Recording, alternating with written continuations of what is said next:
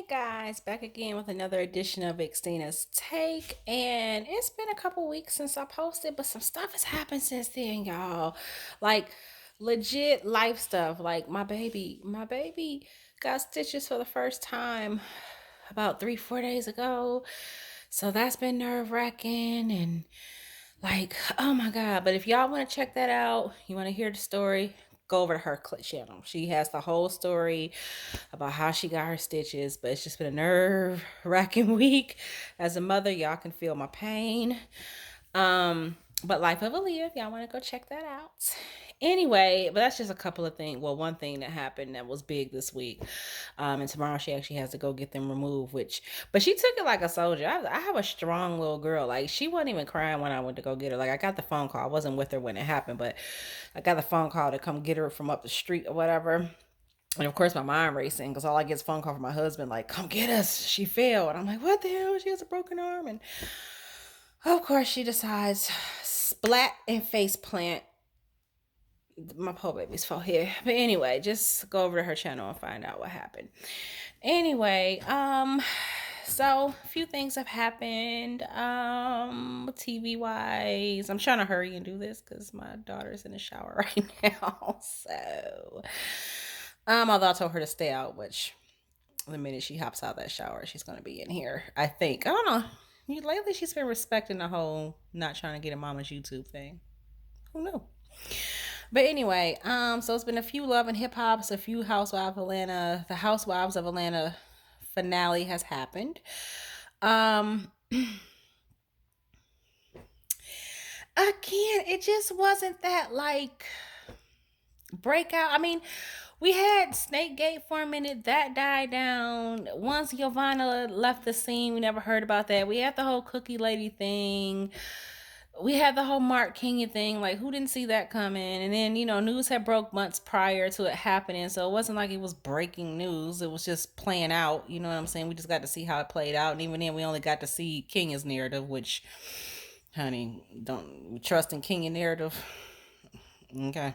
I got a salesman, a Eskimo in Antarctica that can sell you an igloo or something. I don't know, but if you believe what her version is, but hey, if that's you, then more power to you. I ain't falling for the foolishness, but whatever, because we know Polo King always likes to play victim.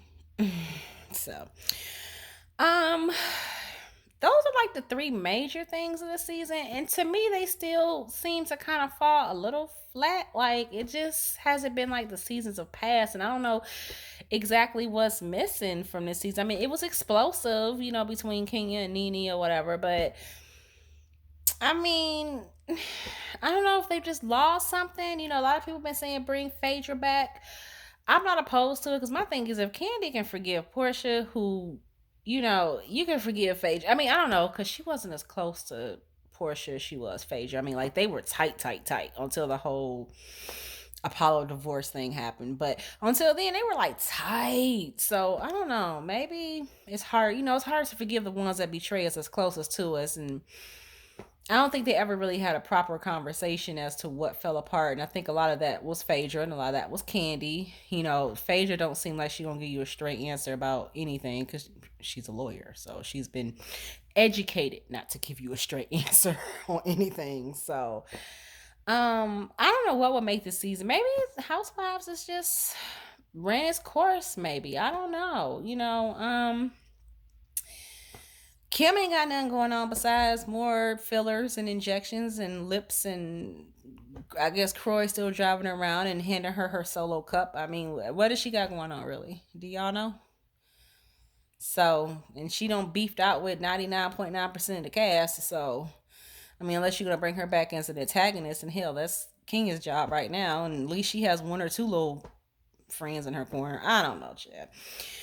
Um, I mean, that's really all I gotta say about it. It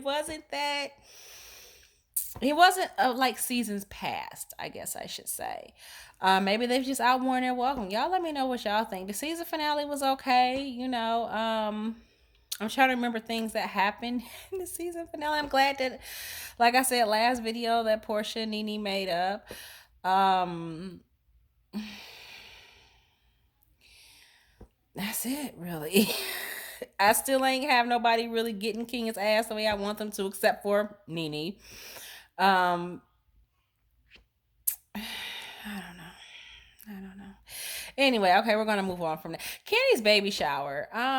People had comments about that. Like that was a lit ass baby shower. I'm sorry, it seemed more like a party than anything. But I mean, she's not had the baby in a traditional way. So a lot of people were they criticized her for like, why is the baby shower looking more like a party? And is she really supposed to have a baby shower? And where the baby mama at? And or who's the surrogate? And my thing is like it wasn't traditional. I mean, none of it how the baby came to be was traditional. So I mean, can't there was a lit. I would have went and had a good ass time. Like that was lit. I'm sorry. Like if I was to have a baby shower, and I didn't have one by the way. Fun fact, y'all. I didn't have a baby shower. I was evil when I was just straight evil when I was pregnant, and not evil like my mouth was bad, but my patience for people were just not there, and I had a very complicated, very hard pregnancy. It was not easy. Like I tell anybody, like literally, the only thing I enjoyed about being pregnant was feeling her move. That was it. Like everything else it was horrific for me. I'm sorry. I'm like Kim K on that one. Like I didn't enjoy my pregnancy because Kim K is infamous for saying she didn't enjoy being pregnant with North or Saint. And I have to the one thing I didn't enjoy being I'm one of those it took a toll on me, and I don't know if it's because it was a high risk pregnancy. I had complications pretty much my whole pregnancy up until I had her. It was just a mess. But anyway, um, so I didn't have a baby shower because I just didn't want to be bothered. I knew she was gonna come in here, y'all. I knew she was gonna come in here. Let me deal with my child. I'll be back. And I'm back, y'all. I had to tend to the child. Anyway, this is what the chances I take when I do this while she's around. But anyway, like I said, like she just got a lot of I don't know, it was lit. I would have done it. I'm sorry. It was lit. I would have been there. I would have been like, hey, congratulations, girl. But and as far as like the surrogate, they were like, she didn't include her enough and she didn't seem thankful enough. She just kind of pushed her off to the side and was supposed to be up about the baby and stuff. My thing is this: the surrogate is not part of the family. Okay. I mean, the woman I'm sure is paid very well. I mean, it's Candy. I'm sure she was paid very well for her uterus. Okay. Um, all she had to do was carry it.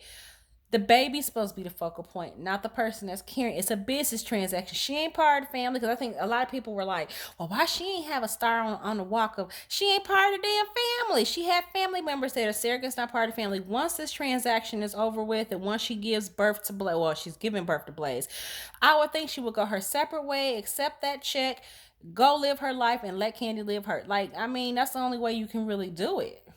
I'm thinking. So, I mean, it's not like she just, hey, I carry your baby. You don't have to pay me anything. Like, I just want to do it out of kindness of my heart. Well, she is doing it out of kindness of her heart. I mean, don't get me wrong, hun. Like I said, I had a rough pregnancy. I ain't trying to carry nothing else going on in this uterus. You know what I'm saying? But so thank you, but it's still a bit. She's being paid. She's being compensated very well, I'm sure, for her services for that uterus. Okay, but like really, that's all I have on that. The reunion's supposed to be coming up, and everybody know because of this COVID thing. It's supposed to be like a virtual reunion, which I mean I'm gonna watch because I just watch and I'm actually very curious to see how they're gonna pull this off.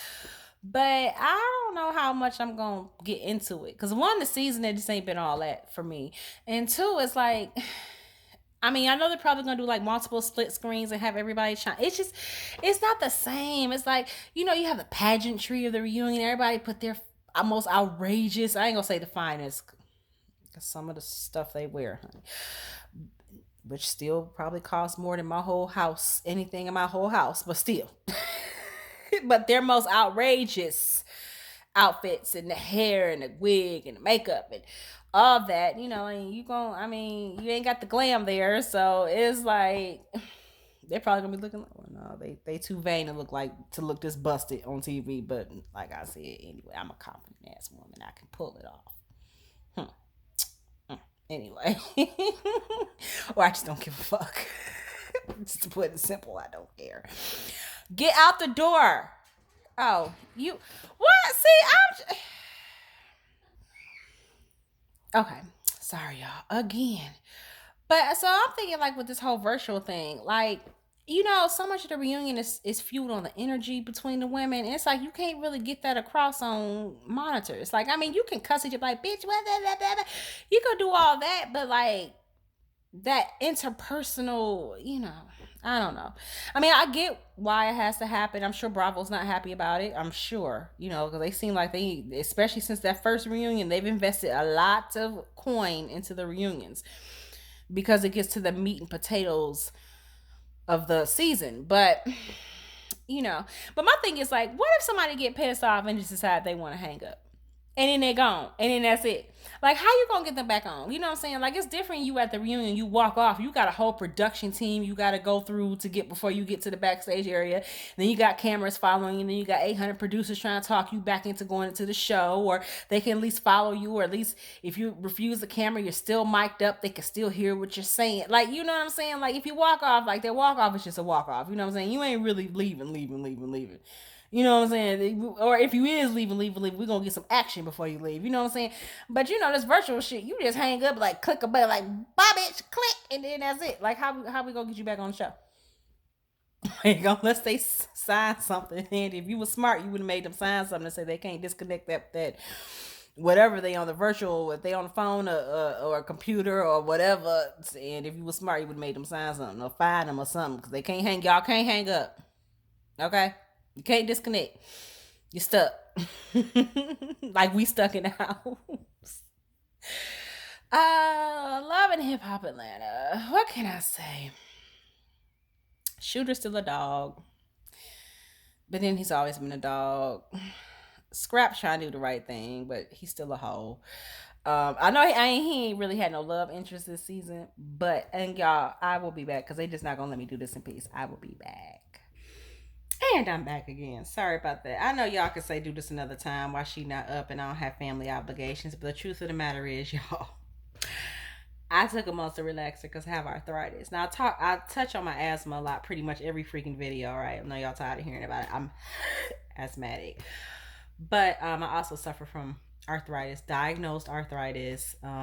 Even I've had to have epidurals, and at some point I'm gonna have to have surgery on my knee because the cartilage isn't there. But anyway, so I'm hurting and I took a little muscle relaxers. And trust me, y'all don't want. Well, y'all might want me to do a video on a muscle relaxer, but I'm not gonna do myself like that. I have a little bit of pride, not much from the way I be looking on here, but I have a little bit of pride. So I'm trying to get this done before this muscle relaxer kick in, because I'm trying to, one, not be in pain, and I need to get up early in the morning. Because I got to get this girl stitches taken out at 8 something in the morning. So I got to get up and get myself ready, her ready. And for whatever reason, her dad's tagging along for moral support, although he can't be there because of the COVID. They're only allowing one parent. So, and I'm more of because I'm in healthcare or was in healthcare, I know more about these things than he does. And he just freaks out. So anyway, but he's going to tag along and sit in the car for moral support and pray for us while we're up there. Pretty much. He's a good dude. He's a good daddy. But anyway, back to Love and Hip Hop. So, what was it? Oh yeah, like Scrap's still a hoe. Although I'm liking Scrap. I've always liked Scrap. Like I said, he'll be that one and done. Like, I ain't gonna lie. Like, nigga, he, he got that charisma, that sex appeal, whatever. But he'd be my one and done. He'd be like, I just do you just to see what it's like, and then after that, I'm done. Because there's no way I can get feelings involved. There's just, I don't know what that is that I'm trying to avoid looking at in the camera. Oh, that's my jeans. I love sitting out. My bad, y'all. I was just like, what is that over there? But anyways, well, he be my one and done. So I'm still feeling him or whatever. And he seems to be respectable. I appreciate how he taking up for his sister and how he ain't trying to go back to jail and all that stuff. You know what I'm saying? I appreciate bro. There was no Mama D. Y'all love me some Mama D. And then there was all that girl drama on the ski trip. So Bam's pregnant. Sierra caught BK cheating. What's new? The biggest thing, the silliest thing to me was the fight between Shekinah and Spice.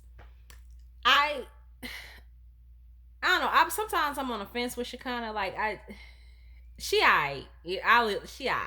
Sometimes she be a little nerve wracking, but she seems to be on every reality show that's in Atlanta. So obviously, she's known a lot of people, and gotten to know a lot of people, and she's finessed herself well. I appreciate, I can appreciate a good finesse. I can, she's finessed herself well into Atlanta society, and now she's on every show except for the Housewives. I don't think I've ever.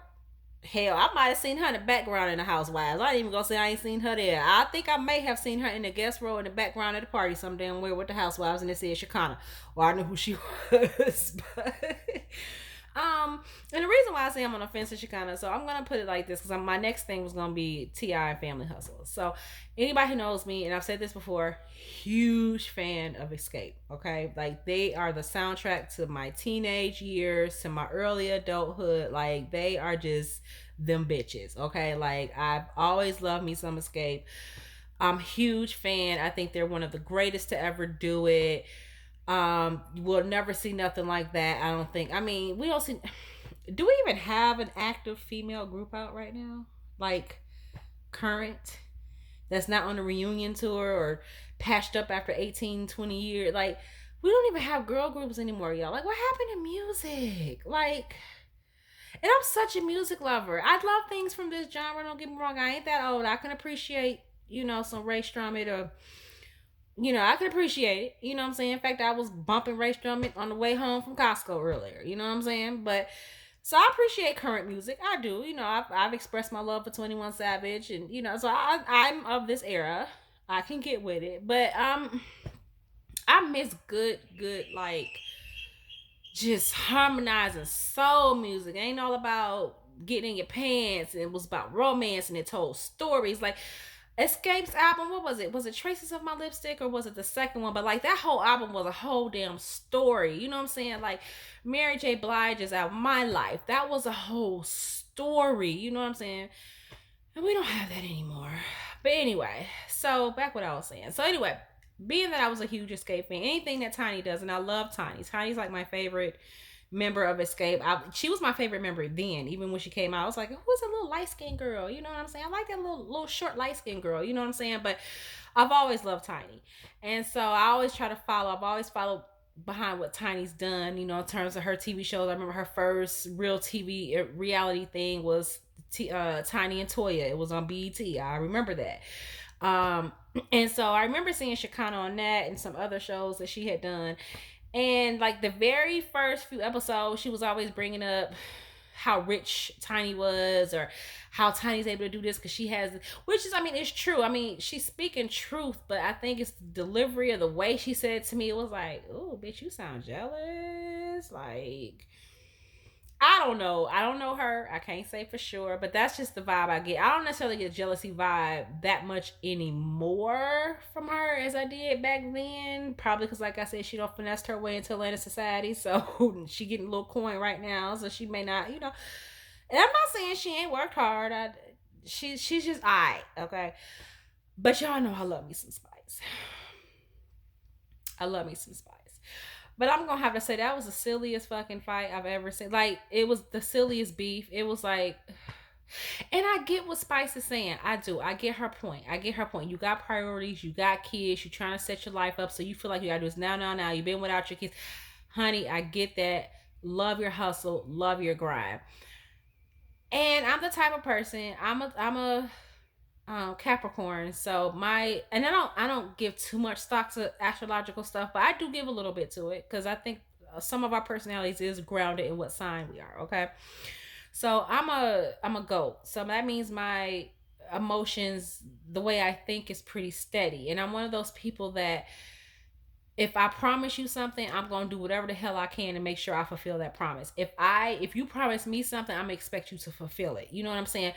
I also was raised by an old school grandmother. You know what I'm saying? And one of the things that was instilled in me from almost since birth is respect people's time.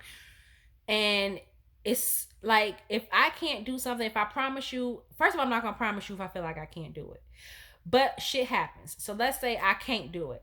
I'm gonna respect you enough to call you and be like, hey, I know I said I was gonna do it, but this happened and I can't. I'm so sorry. let's pick another day, or let's find another solution, or I even try and help you find a solution to it if I can't do it. You know what I'm saying? That's just how I am. So I get her hurt, I get her disappointment, but it was like her level of anger at Shakana. It was like, really, like, you picked on a girl for 3 damn days, like you was being so petty as fuck, like, just I don't know. It was just so silly to me. And then you want to turn around and hug her because you scared, not because you apologizing and y'all, because you scared of heights. Then I was like, hug me, Shakana, hug me, and I'm like, if I was Shakana, I'd be like, bitch. She gave the appropriate response. So I damn sure would have been like, bitch, the fuck? You 2 seconds was beating my ass like 3 hours ago, and now you okay. But it was silly to me. It was like, what the hell, Spice? Like, okay, I get it. I get what she was saying. I get why. But at the same time, it was like, has she failed you in any other way? Like, come on, you give the girl a break. Like, it didn't deserve that level of animosity. Like, god damn, you could have figured, y'all could have discussed that shit on the bus ride up there and been over it. She just wanted to hang on to the shit. You know what I'm saying? But whatever. Like, that's the only thing I got out of it. Besides two hoes meeting up to talk about the ex, and like, Mena, she's an afterthought to me. I don't. She and what a Kaomi, Kaylani, whatever her name is, from Bow Wow days, and now she's on finesse herself on ATL with Shooter, and just okay, that's what that was. I'm gonna leave that there. Although, I mean, it's enough to keep my interest. It's still loving hip hop Miami. I mean, I'm sorry, Atlanta. So, it is what it is. I'm getting into it. It's starting to get a little good. I can invest a little bit now, a little bit. And I love that Sierra and Carly had that talk. So I'm still a huge Sierra fan. I'm still rocking with Sierra. I'm Team Sierra. At least she's being woman enough, and she can. Because women, it's so hard for us. Like, especially prideful women. Like, it's so hard for us. I don't know why we always have to keep this hard ass exterior, especially when we around other females. It's so hard for us to admit when we fuck up or when we're wrong in a friendship. We rather cut you off or be petty or throw hands or talk about you and go behind your back on some snake shit, instead of just being like, I fucked up, I wasn't as there for you, or I haven't been as present for you as I can. You know what I'm saying? Like, I went through not talking to friends before. You know what I'm saying? I went through that. And if I felt like it was me, I'll let them know. Like, look, I had to say something to one of them. Like, look, it wasn't you, boo. I had to back off because of your nigga. You know what I'm saying? And I didn't want us to get into it and have ill feelings because I love you that much. And I decided that, hey, let me back off because I was feeling some type of way. And, and I mean, it was odd for a while with us, but we wind up going back into our groove, and now, I love her to death. And, and, but she's honest with me. We have that type of relationship. But just be honest, you know what I'm saying? Like, I mean, I ain't gonna say I was honest at first when I backed up. I didn't explain why. And I always have felt bad about that because I felt like I could have been at least woman enough to say, hey, let me chill on this for a minute. So it was awkward. And then when we got clicked back up, it was like, okay, let me tell you why. I don't want you to think it was anything that you did. It was, I just wasn't cool with that. But whatever. So, and I know y'all probably like, oh, well, who cares about her nigga and da-da-da. Look, I'm not fake. Like, if I'm not feeling somebody, I cannot fake that I like you. I just can't. Like, my whole demeanor, like, I may not be an ass to you, but my whole demeanor, my whole energy, my whole everything is gonna be like, don't fucking talk to me. Like, that's my whole, like, don't fucking talk to me. Stay over there and I will stay over here. I cannot fake liking somebody when I don't like them. I just can't do it. It's not just, I'd rather we just don't fucking talk. Don't talk to me. Don't look at me. I'd rather you don't exist to me. I don't exist to you. And so I can't hide that, and I can't be fake. And so it was coming to that point where I was really, like, not comfortable. And so it was like, she's gonna pick up on that really, really soon if she hasn't already picked up on it. And of course she's gonna choose him because that's who she rocking with. And they had history or whatever, so that's who she, but whatever. I mean, I'm not judging. honey, I can't judge. I done some fucked up shit. But I'm just saying, I'd rather to me, I could save it and to salvage something later if there was a later, and it was. But if there was a later, that I didn't want there to be no real beef and no real ill. I didn't want it to get to that point where we couldn't come back from. So it was like, let me just slide my ass on back, and that way we can come back hopefully at a later point, and we did. So it all worked out. But I'm just saying, I'm just not that friend. And I don't lost the whole point of why I just brought all that up, y'all. I lost the whole point of why I brought that up. It has something to do with love and hip hop, y'all. It has something to do with it. I just anyway, on to T.I. Family Hustle. Really nothing over there. I mean, it's a wholesome family show. Like, what can you really say? I love it. I do watch it every week. But I love me some Tiny, so that's why I watch it. Love me some Toya since the Tiny and Toya days. I've always respected her hustle, her grind, her like she just seemed like a cool ass chick to be cool with. You know what I'm saying? Like ain't no airs about her, ain't no she just on her hustle and her grind and she about her business. You know what I'm saying? Monica, she's the other Toya, Latoya, Luckett, I ain't really into her like that. But it's a good wholesome show. I love it. I love it. But I mean, really ain't no ratchet shit to talk about. So just I respect Tiny and God bless her and Ti, and hopefully he learns to keep his dick in his pants and treat that woman right. Cause God damn it, she deserves it. Like if anybody on this earth deserves, it's Tiny. Cause she don't put up with some fucking shit, man. Like, and she seems like a good ass woman. Like Ti, but I mean. Anyway, let me get all out there. They don't reconcile. They don't reconcile amongst themselves. I'm gonna leave it alone. I love y'all. Just know. What else? What else? What else? What else? What else? That's it as far as TV. No albums really dropped that I'm willing to talk about. I've been excessively bored. The boredom is starting to kind of set in, especially since I'm not working. I'm used to working. I've been working since I was 13 years old. Like I'm so used to doing something. So the periods where I'm not, I mean, it's the first time where I've been out of work and had to sit my ass at home, but it kind of wears on you after a while.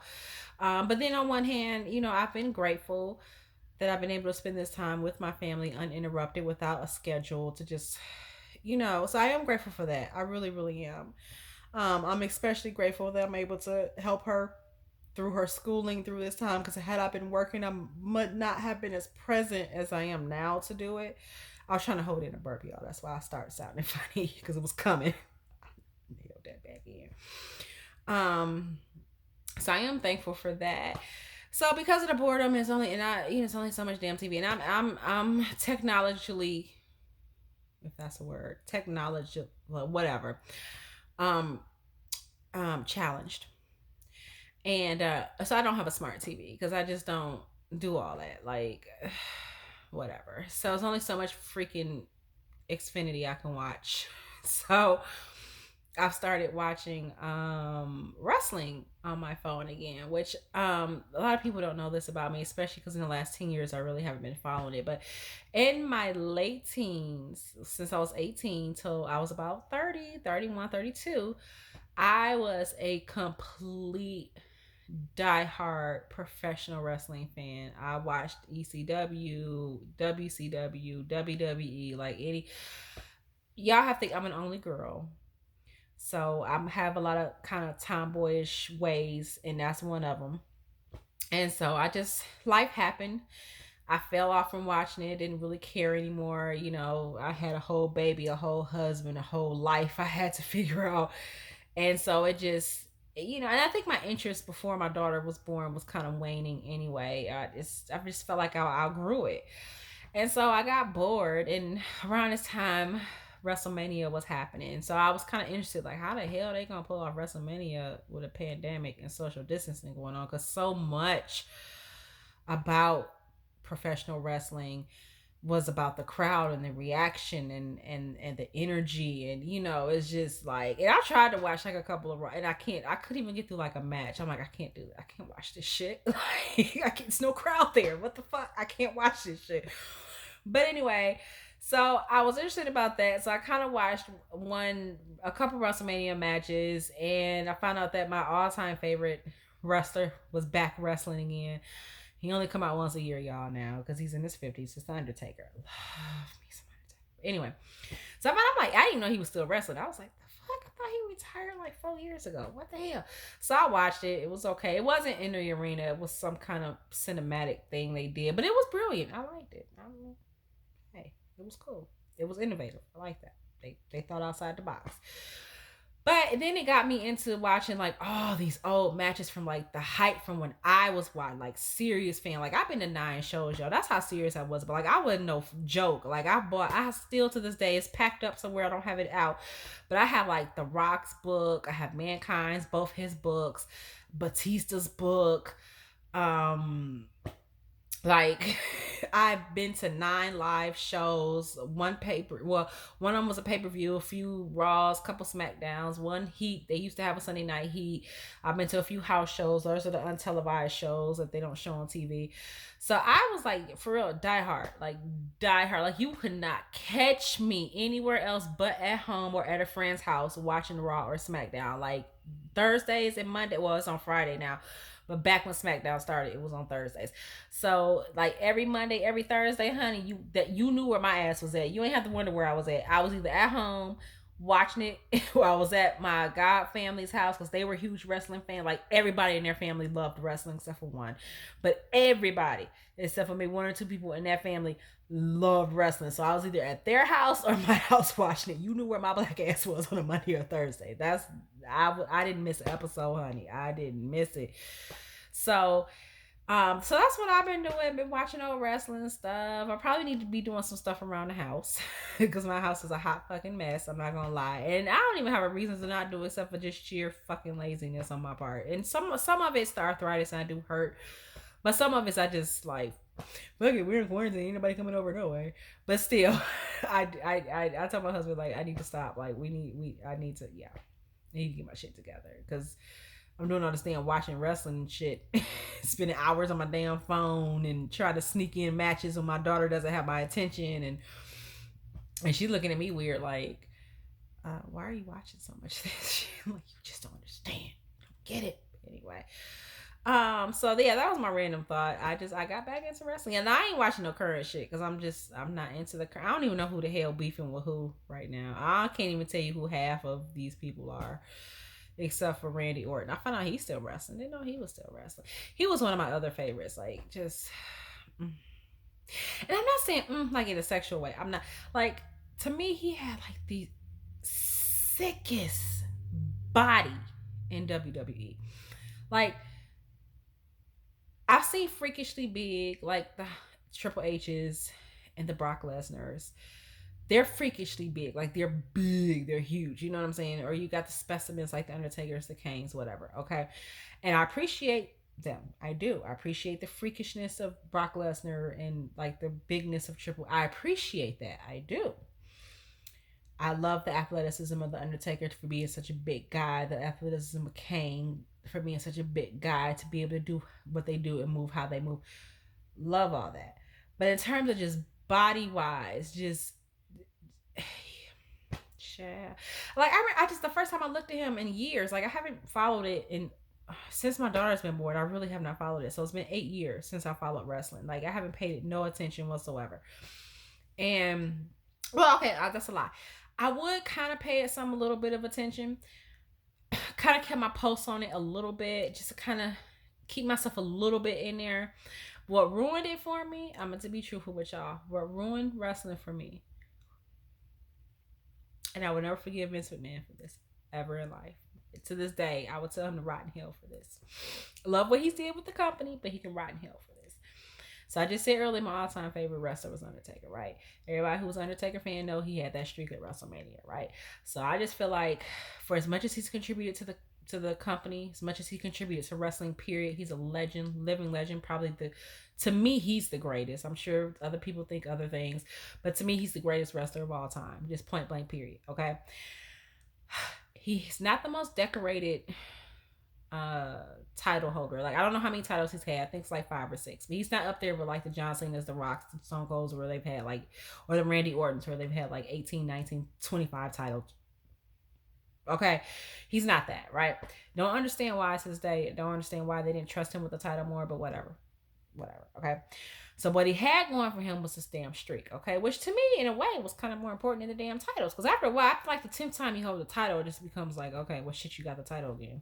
Okay, you know what I'm saying?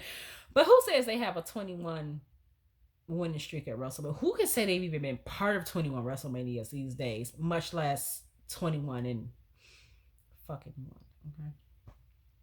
So I just felt like, around this time they kept talking about him retiring. Well, he still ain't retired, but it's been retirement talk with him for about 10 years. I'm close 8-9 years. It's been retirement talk about this man. Okay.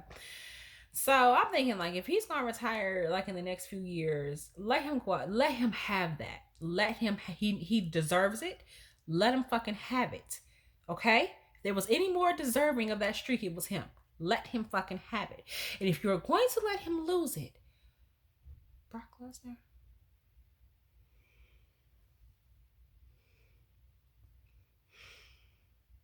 I was done with Vince McMahon at that point. I was done. It would, I could have respected it more, or I could have lived with it a little bit better if it was Triple H, if it was Shawn Michael, although that wasn't feasible at that time because Shawn had long since retired, and due to his neck stuff, he couldn't come back. So I get that he wasn't a viable option. But if he was gonna have him lose a streak, he should have had him lose a streak at WrestleMania when he did Shawn Michaels twice. I would have respected that shit. But anyway, or who was still currently wrestling? Triple H, I would have respected that. Randy Orton, I could have respected that. Brock fucking Lesnar. And then their whole reasoning for it, because trust me, now I'm bored, so I've Googled this shit. But I was done. I was like, I have not watched wrestling since then. Like, I was done. I'm like, I'm not fucking with Vince, fucking with WWE. Y'all can all kiss my asses. I don't want to see this shit no more. Y'all don't ruin this shit for me. You don't ruin the fucking legacy. So of course I Google it, and they're saying old school way of wrestling, which I already knew this because I was a diehard fan. Remember, I knew the ins and outs. Was as you're getting closer to not doing it anymore, retiring or whatever, okay, you're supposed to, what you say, go out on your back, which means if you're a top tier guy like The Undertaker, you're supposed to go out on your back. You're supposed to give a chance to somebody who's younger, better, whatever, okay? I get that. Appreciate that. That's what makes him a legend in the class act in this business, okay? But Brock Lesnar, he wasn't deserving of that. I'm sorry.